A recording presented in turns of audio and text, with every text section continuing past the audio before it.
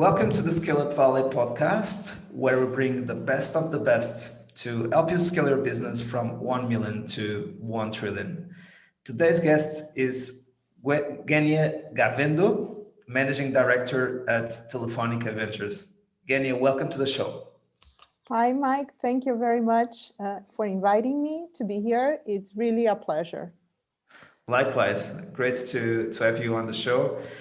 And it would be great to get to know more about you and the amazing work that you've been doing. So for the ones who are listening to you for the first time, who is Guenia? So I am Brazilian. I was born and raised in Brazil. I have an engineer background, but after working some years in Brazil, I went to the US to get my MBA. And after that, I came to Spain to work for 2 years. And more than 20 years have gone by. My background, I started my career in management consulting in companies like McKinsey and BCG. Have worked in a startup during the dot-com boom of the 2000s, and it was quite a real life hands-on experience. And I joined Telefonica 20 years ago, and in Telefonica I've had a lot of different roles. I started in strategy, but I've done marketing. I had the chance to launch a startup, a new business inside Telefonica, the advertising business. And in the last 5 years, I've been working with startups. First, managing our office in Silicon Valley. I spent some time in California looking for innovation for Telefonica. And for the last almost 3 years, I've been responsible for Telefonica Ventures.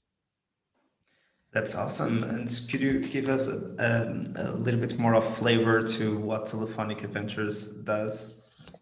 Telefonica Ventures is the CVC arm of Telefonica. We invest in companies that we want to build this very strategic relationship. We say that we invest, our aim, our mantra is that we invest in companies that will help us solve the big challenges that our industry is facing, and it's going to help us build new business using cutting edge technology. And to make this mantra reality, we invest minority stakes in direct investments in startups that we want to work with in Telefonica, and we want to help them grow and scale to the point that they can be self-sustainable. We also invest in funds as limited partners because they help us, they improve our sites, they help us get a more complete view of the key ecosystems where we are looking at. Today, we have a portfolio of 11 funds where we are investor LPs, plus 20 some startups direct investments. Got it. That's really impressive, the amount of funds that you are investing in and the contribution for the growth of the ecosystem worldwide. We always discuss on the show 3 critical ingredients to scale business. Number 1, radical focus. Number 2, world-class leadership. And number 3, an execution operating system. And we like to have a view from different perspectives, like from an operator, also in your case, from an investor perspective, from an ecosystem builder perspective, etc., etc. So we are all aware that your perspective now will come from an investor perspective, not from an operator perspective. But I think it's also very important that you are able to see patterns across the multiple companies that you are able to work with. So starting with the radical focus, it's very counterintuitive, but as we scale, we need to double down on what works instead of reinventing the wheel. And it's very, very important to have a very strong thesis for any scale up in terms of what are the geographies that will be attacking, what are the industries or the verticals, and also the kind of the size of the company that we'll be working with. Is it small business? Is it mid-market? Is it enterprise? Because it will really make a very different business if we select certain strategic axes in comparison to other options or strategic options. So how important is focus for you, and how much do you value focus on your activity as investor? Well, for us, focus is key. When we look at startups, we are looking for companies that we can work with and that can help us complete our portfolio of products and services, things that we can offer to our customers or can help solve specific problems inside Telefonica. So, if you're looking for such a specific things, you have to have focus. And the ones, if you talk to the traditional vendors in any of the network, cyber or cloud industry, they say that they can offer you the solutions. But the advantage that a startup has is exactly this. If they are focused in one specific product, they can probably offer you a much better product and different product, with better chances of being differential and winning market share. So when we look at startups, it's key, that they focus. If I wanna provide somebody that offers you a whole range of products, we just go to the traditional vendors. For us as investors, making this focus exercise has been very interesting. At the beginning, we were looking at all types of startups, from AI, we were using all the buzzwords in the industry. But in the last years, we've made an effort to focus on key areas for Telefonica where we think that startups can add value. And they are networks, with the virtualization of the networks, cybersecurity, cloud, and IoT big data. So I think it helps us to be better investors and help add more value to the startups that we invest in as well. Definitely, and it really helps to get to know and even to look at those verticals in a global way, right? Because the amount of companies that are available on those verticals, it's much more limited. So you get to know all the options available and all the players in those verticals, and to be tracking everything that is going on in terms of innovation across those verticals. Absolutely true. The industries that I've mentioned, they are global. It's a global game. It's not a local. Exactly. Some startups can have an advantage by entering one geography and focusing on that. It's like we say in Spanish, no, you are eating the soup from the borders, no? Instead of going, to crash with the big company, we start attacking them from, one product, one corner, one market, and increases the chances of success, for sure. Absolutely. I think that one of the questions that always comes from a scale up is having the traditional VCs or a corporate venture capital investing in themselves. So what are some of the advantages of working with corporates? Like I said, no, we are minority investor and strategic investors. We only invest with financial investors. And I think we bring different things to the startups. A financial investor brings a lot of discipline with the governance of the company, especially not only managing, but like following the metrics, managing the day-to-day. And we as a corporate, we can add business opportunities to start with, but we can also help them with the technical part and with the product roadmap and how to evolve and how we see, because we have specialists in all these areas. Right. And we, as we said, we are investing to help build strategic partners. And of course, working with the company can bring a lot of business opportunities to a startup if it's the company's at the right stage. An early stage company that doesn't have a product market fit, it's going to probably hard because corporates are not usually good at this phase. But if you already have a product and you want to scale up, we are selling machines. We can help these companies scale up and bring them, to different markets, to different type of customers. And when it works well, it's a win-win for both. Absolutely.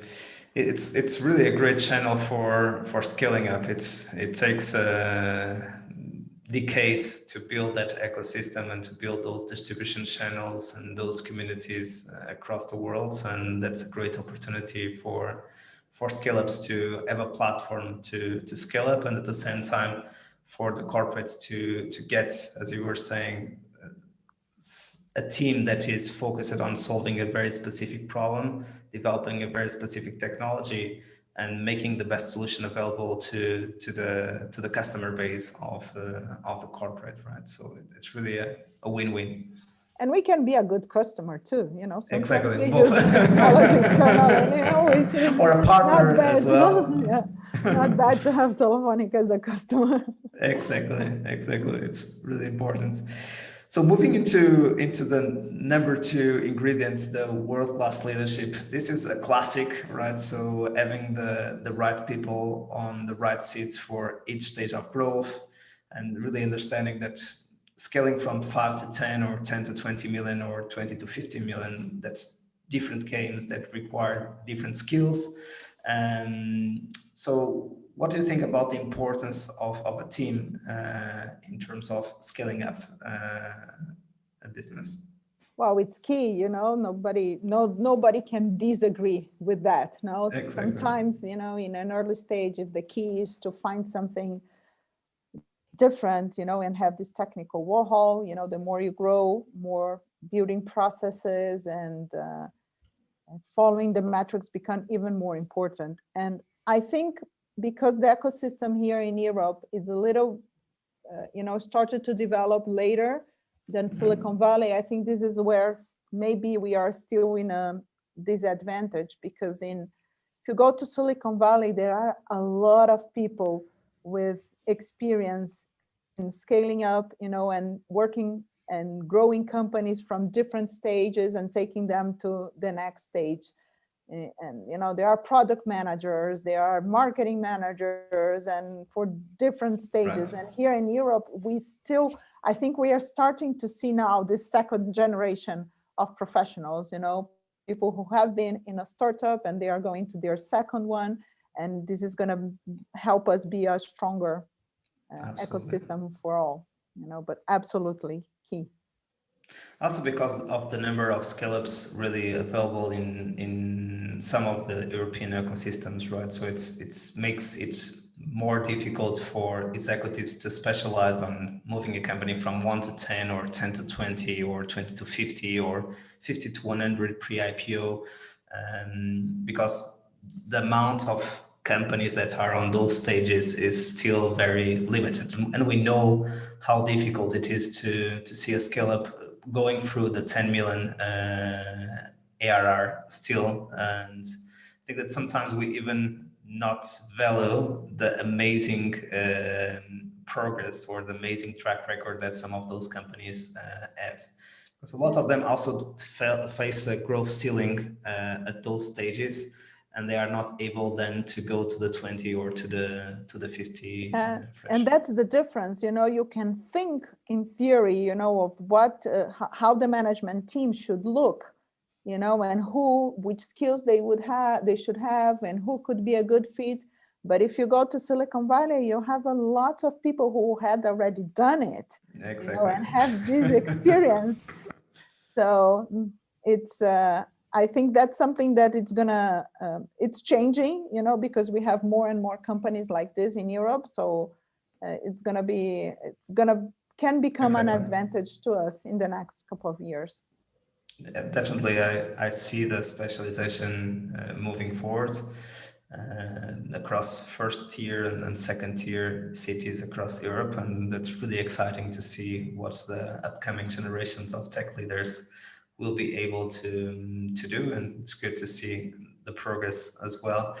So moving into number 3, this execution operating system. So it's really important to have the systems in place to assure execution if we have the focus that we discussed before and the right team in place to be able to drive that vision forward. But then it's also important to have that operating system to scale up a company. So I will not talk too much about OKRs or rituals, because this would be much more an operator experience. But from your perspective, what would be critical metrics to track from a Scaleup perspective? Well, and the first one and undoubtable one is the recurrent revenues. There is no way to, especially because I'm talking about, we are more focused on B2B companies. No, we Right. are not. We are looking at this stage. If you are more on the B2C, you can still focus on users and in matters of engagement, no, and Right. the typical matters of engagement. But on E2B, there is no way of getting out of the recurrent revenues, the number of customers, what is your pipeline looking at, and the churn. If they've been keeping with you or not, and also the upselling. If you're being able to apply the land and spend strategy that usually most B2B companies follow. Absolutely. It's always the ARR growth plus the net revenue retention, or how much you are able to expand across your customer base, right? So it's Exactly. the kind of, we always discuss on the show that it's really important from Series A to Series B and from Series B to Series C to really keep building that revenue machine that is repeatable, profitable, and scalable. And that revenue machine is created by a retention engine, which would be much more the NRR, or what you're talking about, the contraction, the expansion, the churn, and the acquisition engine, which is much more the capacity to attract new customers and to Pipeline, and pipeline, et cetera, et cetera. So it's And I think that for the ones who are listening, as it really helps to think about those two engines to build a machine.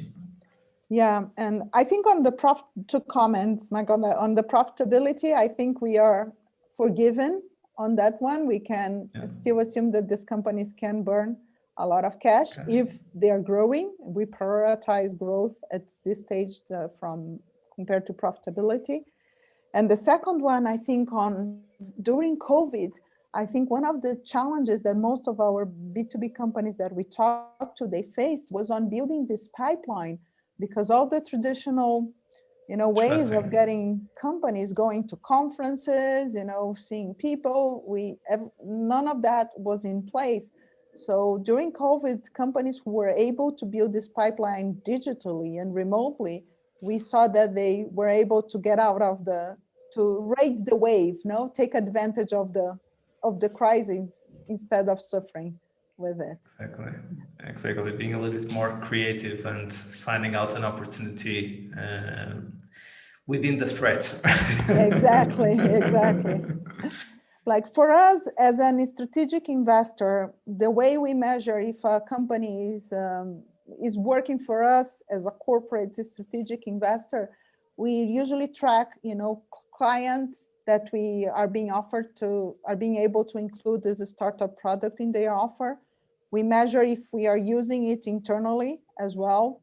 But we also value, the numbers of pilots and POCs that we are able to do with this company, because sometimes these innovative solutions, they are door openers into a customer, a potential new customer.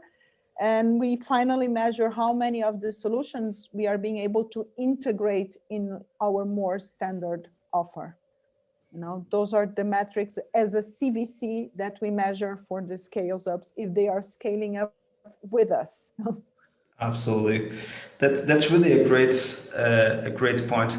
So sometimes there is a fear across the scale-up community about being able to do too much tailor-made solutions for corporates and make their products a little bit of Frankenstein. So do you have any tips about how to balance the focus of the scale-up with the focus of the corporates, and finding a good balance in terms of customization to specific enterprise customers? As I said, we usually focus on companies that already have product market fit. So this customization is less necessary. Right. Of course, if you want to acquire a big customer and build a great partnership, sometimes there is some customization that is required.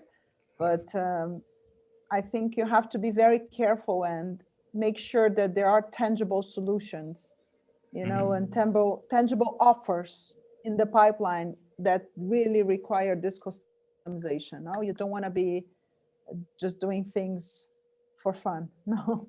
Exactly. So And I think requires a lot of discipline, no, to avoid this type of trap. absolutely. Guenia, great. We are coming to the end of the show, and I would like to ask you if you'd have the opportunity to have a coffee with yourself at the beginning of your career at Telefonica. What advice would you offer to your younger Guenia? That's a tough one. Huh? And I'm gonna tell you what comes up to first pops to my head. It's manage your ambition. You know, it's really good to be ambitious and to really do and go and do great things. But success, both for companies and for individuals, it's a mixture of things. It's not a fixed recipe. It's just like go do, get results, and then you are done. You have to take care of relationships, build relationships, because there are a lot of intangible things and things that you cannot explain that play an important role in success. So that's what I would have said to you. Manage your ambition, you know, to make sure that you get the results, but that you are building all these other conditions around you that will allow you to be successful. Love it. Great point on balancing results and relationships for the long term. Guenia, thank you so much for making the time to join us and for sharing your experience. It was really a pleasure to have you on the show. Thank you, Mike. My pleasure. And to our community, we keep bringing you the best of the best. So this is Guenia Gawendo, Managing Director at Telefonica Ventures. So we keep here bringing you the best, and see you soon and keep scaling.